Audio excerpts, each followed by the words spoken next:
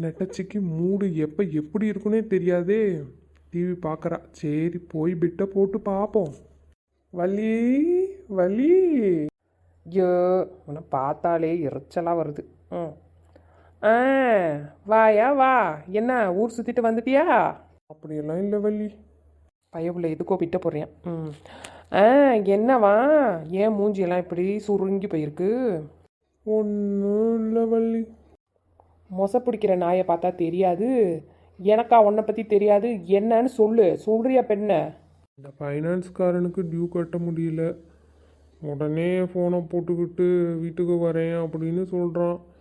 என்ன பண்ணுறதுன்னு தெரியல. உனக்கு வேணும்யா, நல்லா வேணும். கடனை வாங்கி உங்கள் அம்மாவுக்கு நல்லா செலவு பண்ணையில. இப்போ உங்கள் அம்மாட்ட போய் கேளு. அவங்கக்கிட்ட என்ன இருக்குது? அவங்கக்கிட்ட ஒன்றுமே இல்லை. எப்படி போய் நான் கேட்குறது? நல்லா எனக்கு தெரியும். இப்போ என் கழுத்தில் போட்டிருக்க செயினும் உனக்கு உறுத்துது. ஒரு 10 நாள் சேர்ந்தாப்படி என் கழுத்தில் செயின் இருந்தால் உன்னால் பார்த்துட்டு சும்மாவே இருக்க முடியாது. அதானே? நான் என்ன பண்ணுவேன்னு சொல்லு. உன்கிட்ட கேட்காம யார்கிட்ட கேட்பேன்? ம். இந்தா பிடிச்சி தொட. இதுக்கு தானே இவ்வளோ பிட்டை போட்ட.